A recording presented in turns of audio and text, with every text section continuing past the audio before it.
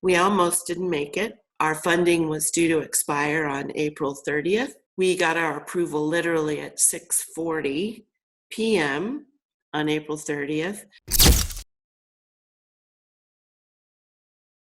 All right, I am here with Judith Erwin, who is the founding CEO of Grasshopper Bank, and we're going to have some fun today. She has an amazing story of everything that has led up to, and since you started Grasshopper Bank. So, Judith, I'd love to turn it over to you and just kind of get the high level first about what is Grasshopper Bank? Sure, thanks so much, Jordan. So Grasshopper Bank is a digital commercial bank focused on the innovation ecosystem. So we are all about startup entrepreneurs, investors of all sizes and shapes, share the stakeholders in this ecosystem around those companies. I'm a longtime banker, 35-year banker. I've been in something called venture banking for 25 years, starting out in Silicon Valley. I moved out to New York about 11 years ago. I got tired of driving.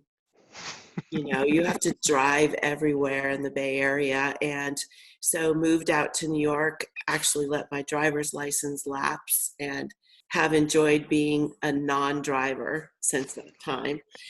But I was part of the team that started Square One Bank in 2005. We successfully went public in 2014 and were sold in 2015.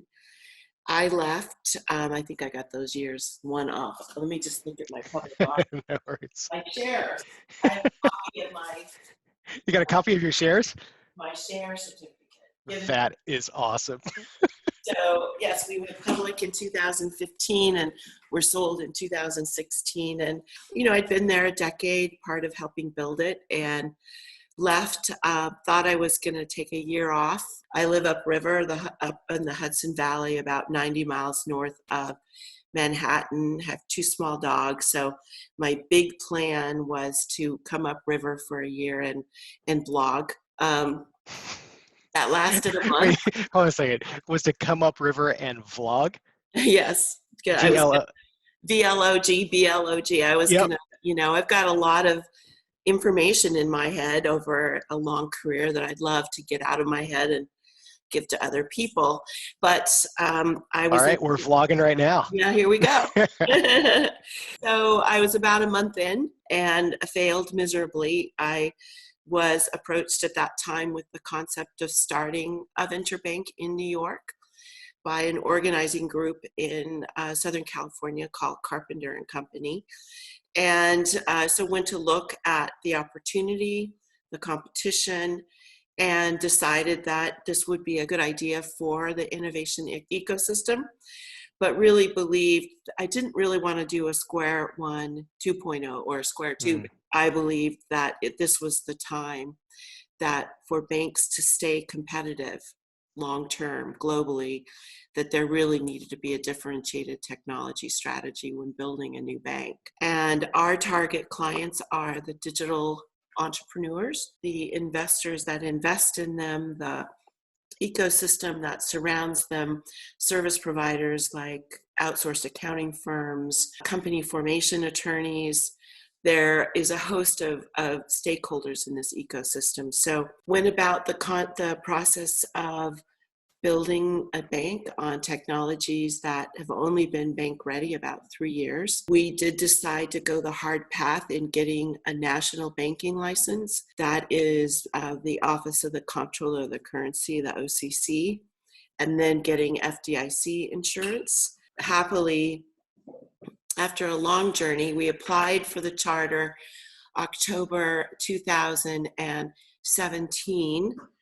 We ultimately received all final approvals by April 30th, 2019, so it took about 18 months. We also raised a total of $133 million, which represented both the seed capital and then the capital of the bank.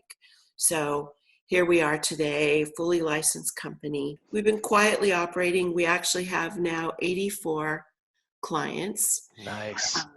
We have 100 app users. Yay. Now, remembering that we are a business bank, those numbers seem really small, But in the venture banking world, the numbers are small, and you spend a lot of time really adding value to these small clients. So you don't want to have 100,000 clients, because then you can only give 100,000th of the time you have to any particular client. What is the typical size, when entrepreneurs are looking at Grasshopper? What is the box that has loose edges? Because of the technology we built, so that we could be what I think of as the top of the funnel in this ecosystem. So the solopreneur, very small startup, you may only have $500 that you borrowed off your credit card. Because of how we built checking accounts, credit cards, savings accounts, and the automation of opening accounts, I can have that really tiny client and not lose money. That's the secret with the small clients. We really built this so that means I can continue to invest in products and services for the smallest client. That's what's happened out there in the banking world, is no one can really find a way to make money on old technologies with these tiny clients and deliver any sort of curated banking experience. So that's the small end.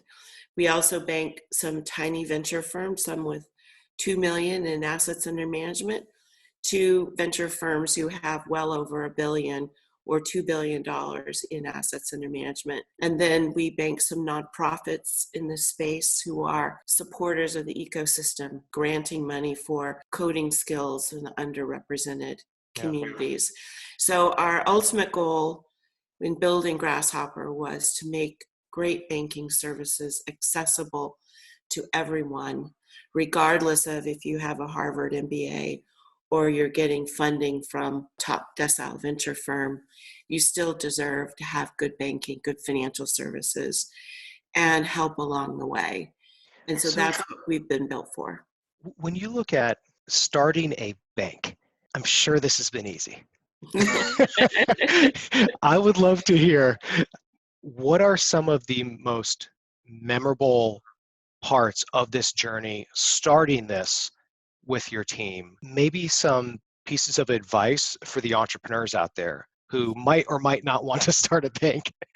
Sure. It is very complex. The application itself was something like 1,200 pages. And it starts with building a business plan that for the next 3+ years you need to pretty much follow. They do a lot of testing we were the first digital bank that the OCC had given a charter to. So their examinations around cybersecurity, privacy, BSA, all those systems we built from scratch. As you've read a lot about how banks out there get fined, tens of millions to billions of dollars for not having the right systems in place around cybersecurity or privacy or following regulations around anti-money laundering. We needed systems that from day one would enable us to be compliant, but also to focus on where the puck will be.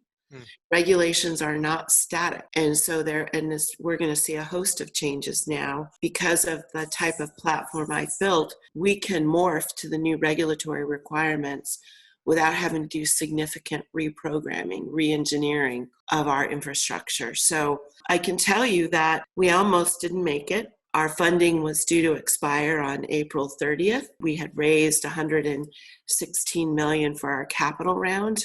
We had previously raised 15 plus on our seed round. We got our approval literally at 6:40 p.m. on April 30th. Our escrow agents, Delaware, the Wilmington Trust, happily worked late so we could call the capital, fund the bank. We had a very binary situation there.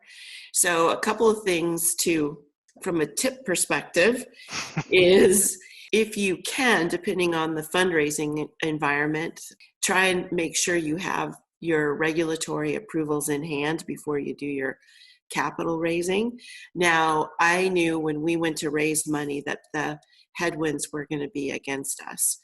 We had a terrific partner in KBW as our Yeah. investment banker. We ended up with over 110 investors, and they invested in us at a time when de novo banks, startup banks, were completely out of favor since the financial crisis, in a time of near zero interest rates. So banks make money by the difference between what you pay on deposits and what you earn on loans, as well as fee income. So if interest rates are zero and you can only charge 6% for a loan, then in a perfect world circumstance, your gross margin is maybe 4%. That's a gross margin. So compare that to SaaS companies, Yeah. software companies, where your gross margin is 60, 70, 90%. So that means you have to do everything right. We lend that money out because that comes out of our 3 or 4% margin. So we have to be right 99 point something percent of the time, and which is very different than a venture model. Venture model, as you know, you have 1 or 2 companies in a fund that return the fund. I have to be right pretty much every Why? single time. What is it about your personality, you as an individual? Like, why? You could be hanging out, I you could know. be hanging out and just be chilling through this crisis, and you could be vlogging every day and not have to worry about employees in a bank. No, it's true. When I went to consider doing this, I looked at all the banks in New York. There's a lot of banks in New York. This is a national bank, a national community bank. The innovation ecosystem is. So it's more than just New York. But what I saw in looking at other banks was a very one-dimensional management team from a gender, age, heritage standpoint. What I saw were boards of directors that were just a generation or two older, but all looked the same. It honestly made me really mad because I've been in banking my whole career. I've known lots of very successful women and people of color, and to not see them represented on management teams and boards in New York City, one of the most diverse cities in the world, was very disheartening to me, honestly. And I thought that I could show that you can build a bank today within a new technology timeframe, really advancing underrepresented communities, both or employees that weren't given a shot for whatever reason or another to represent startups and investors who don't necessarily have access because they don't have big bucks in their pockets. That was really what did it for me. And I said earlier, I have a lot of information, and until there's a USB port I can stick a thing in and download, the only way I know to get this information out and helpful to others is to mentor, teach, and provide this information out there. Where does this come from? What was your upbringing like? To Well, get this rebellious personality that says, this doesn't make any damn sense, and I'm going to fix this. I very non-traditional upbringing. I was an Air Force brat. Went to 12 schools from kindergarten to 12th grade. Went to 4 high schools before we ended up in the Bay Area. My dad retired and then went to work for Hewlett Packard right out of the military. I had grown up in a really diverse world. I found at a very young age, when I was a sophomore in high school, a real discomfort with the lack of diversity surrounding me. I come from a very humble background. I'm the first of my 56 cousins to go to college. Wow. I grew up in a conventional, frankly, my parents were very right-wing conservative military folks. You don't have the same barriers between people when you live in the military. Everyone's in it for advancing the community. That stuck with me. So all my life I felt it my job to both mentor the next generation as well as provide opportunity to those who don't have it. I'm very stubborn. I am also, my husband calls me a Pollyanna because I'm a complete optimistic person, but with this very odd pragmatic streak. So here's the issue though, is I'm actually quite a conservative lender. because this is the third time I've built this business from scratch. I know what can go wrong with a company. I know that before we got our charter, we're in a really strong spot now. 98% of all banks go on to be profitable. We're very well capitalized. We are going into a really tough time period where many banks are going to end up becoming very internally focused because they're going to have loan migration. A lot of companies are in trouble right now. Problem loans are going to go up out there in the wide world. I have a pristine loan portfolio. I'm going to be able to, I have money. We are open for business and we are ready to take care of companies. That gives us a big advantage out there in this marketplace. But I am an entrepreneur and I call it the high-speed wobble. I heard that from a friend of mine. Startups go through high-speed wobbles maybe once a week, could be once a month. Maybe you'll go for 3 whole months. So because I have that awareness, that means you can't pull the wool over my eyes, if you're an entrepreneur. But because I've experienced it, we can help you get through these things. When you got through 4 years ago, when I started a business called Debt Maven, I didn't have the emotional toolkit to deal with the ups and downs. All I had was perseverance. Lock me in a room with some peanut butter and jelly, and I'll be there for a year and get it done. But what I noticed is that the toolkit started to develop so that I could recognize my own emotions when shit was hitting the fan. And I could say, okay, just chill out. You've been through this before. Keep on going away. How would you define your entrepreneurial skill set? And what are some of the most formative experiences that built that skill set? It's a really great question. When I've been around this earth quite a few years. I had seen lots of cycles. My first was in 1990, my first private equity bubble. Then, of course, the internet bubble in 2000, 2001, financial crisis. What I do know is that nothing is certain. So the first thing you have to develop some level of comfort with is the fact that things are certain. Uncertain will remain uncertain. And you need to develop your own ability to navigate through that. I've read an interesting, really military approach to times of uncertainty. It's called OODA: observe, orient, decide, act.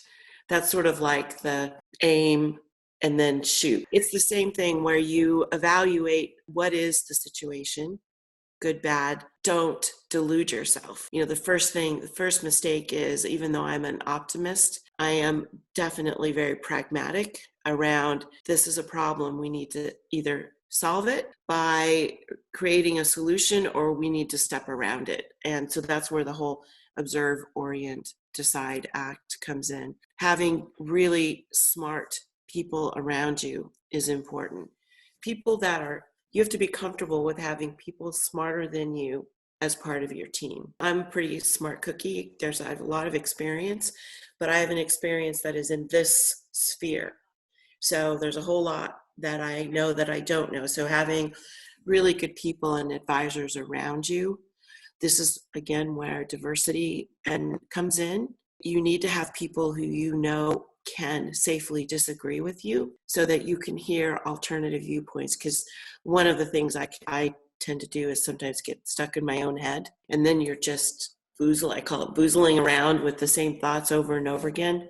So recognizing when you're getting into that circular mindset, stepping away, picking up the phone and calling someone to ask to have them even just listen to you. I think we all have some level of ego, and it's like as we go through some more and more business experiences and things start to work, then it starts to be like, hey, this is how it's done. But this kind of makes me think the ups and downs of career, and I'm wondering what are some of the big challenges or just flat out mistakes, and how did you recover from it, and what was the lesson from it? So I think early in my career, I tend to be a bit of a risk taker compared to most bankers. Bankers and entrepreneurs, those two words aren't often said in the same sentence. And, there's a reason for that banking is heavily regulated. There isn't as much discretionary authority to do things you'd like to do. So the ability to work within restraints becomes really important. One of my early lessons in banking, what you have to do if you do loans, you have to pitch your deal internally within certain credit policies and get them approved. So early on, when I was a baby banker at one time, learning to not pretend like you know something that you don't know, that's a big thing. Don't pretend like you know something you don't know. That is a mistake that I see, something that most frequently my own mistakes were made when I was in my 20s. And then I figured out that, saying you don't know something means that someone will probably in the room give you the answer. And now you know. Having really smart people around you, telling the truth always. People, I think, bad news, good news. I think another mistake that I made early in my life was overpromising. Because you want to be the hopeful optimist, the entrepreneur. I don't have the operating system. Cool. Like, I'll go build it. It's like, I can do this. I'll find the team. I'll find the money. So I think being brutally honest with yourself and your team, and also your clients and your investors, is really important, because that builds a level of trust that becomes dry powder for you in those relationships. I think transparency, telling the truth, thinking outside the box, I love talking with people who don't know anything about banking and presenting them with a problem and watch them process in a way that's so different than other bankers. We, early in our hiring, we brought on people intentionally who didn't know banking to help us rewrite processes and best practices. So this again comes back to having people who are smarter Different, than you. who have not been in this one line of thought for 15 years and say, like, this is how we do it. I can get it done next week, but this is how we do it. And then listen. It doesn't do any good to have all these different opinions around you if you don't listen.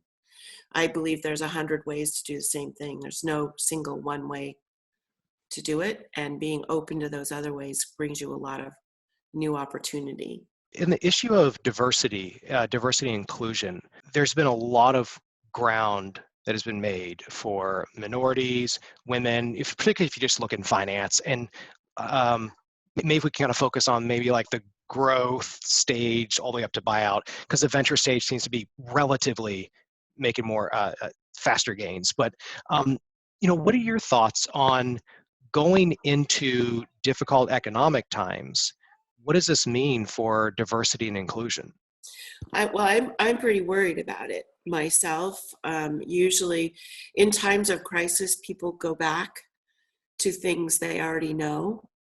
And what we already knew before, where it was particular pattern recognition in investing, particular pattern recognition in choosing vendors, partners. And so this could be a time where we lose some of those gains. And I agree with you, there have been gains, but in my world, I've gone from being one of 1% of bank CEOs who are women to part of 2% of bank CEOs who are women. So we have more than doubled, but it's still only 2%.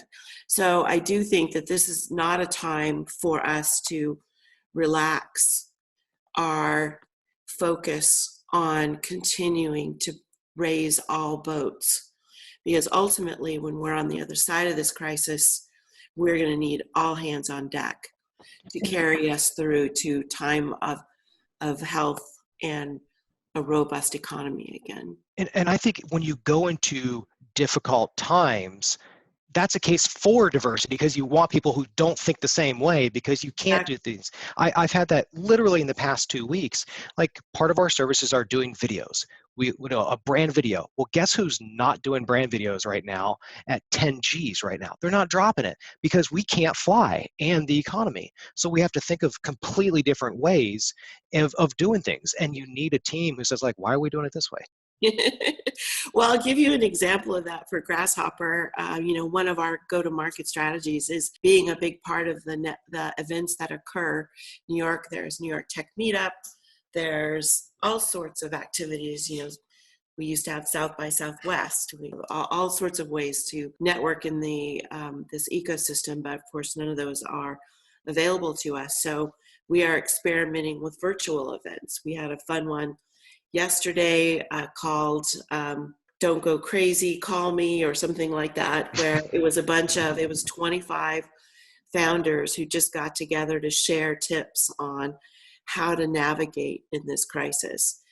We published a resource guide that has pulled together information from all over the world all over this ecosystem and put it out there for everyone to access. And we update it frequently, but it's things like how to work best remotely, how to fundraise if you're a GP, or how to fundraise if you're a company, tips and tricks around providing resources for your virtual team. That's been pretty successful.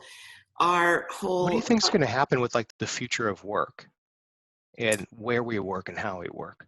Well, I think that we have a really great opportunity in front of us from frankly, a climate change perspective, an efficiency perspective, the whole concept of physically going into a place. This is why the urban ecosystems have become so dense. That's where the growth has been in this ecosystem, is we're all close by. We can just run into people all the time in the streets of Manhattan and can collaborate. Can't do that here. But what I'm finding really interesting, first of all, with my Grasshopper team, we're doing virtual coffee breaks, and we have team meetings. We use Blue Jeans, we use Zoom as well, but Blue Jeans is our video conferencing. I've actually found the distance between us to have shrunk, that now we're in places like we now have met your 3-year-old. My dogs are out in the yard, otherwise they'd be barking. I think it actually has been shrinking the distance between me and my fellow grasshoppers, but also me and my venture clients, my entrepreneurs, because a lot of artifice, formality, those things have fallen by the wayside. And now we're actually communicating face to face. That bodes really well. Not so great maybe for the heavy carbon footprint of airplanes. But now maybe business ties globally will become tighter. And this has been really the focus of our technology, is that last mile between the bank and the client, where we are bridging that digitally, and we'll be able to digitally curate services by delivering it directly to your desktop. That means that the distance between me and my client is 6 inches instead of. So this distance might actually end up bringing us closer together. That's right. And I think creating significant opportunity outside of urban areas. So I live up here in beautiful Ulster Park, outside of Kingston. And, there is an innovation ecosystem up here. There's a Upstate New York Venture Capital Association that covers this massive geography. Well, the Upstate Venture Capital Association event is going to be virtual. I'm actually going to be able to interact with a bunch of people I wouldn't normally be able to interact with in ways that are still meaningful in digital ways. And I've had that. My wife and I have been thinking, like, long term, where do we live? And then it's like, well, hey, if you want to play ball, you got to be on the field.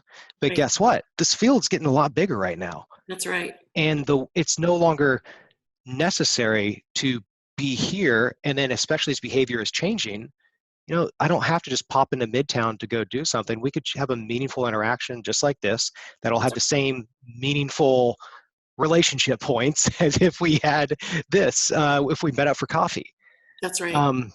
No, I mean, just think about all of us have gotten back in our day what our commute time was. Now, for some people, maybe that's a 10-minute walk. But for many people, I've got lots of folks who take an hour to 2 hours to commute into Manhattan to do their job. Well, now they don't. They now have 4 hours back in their day.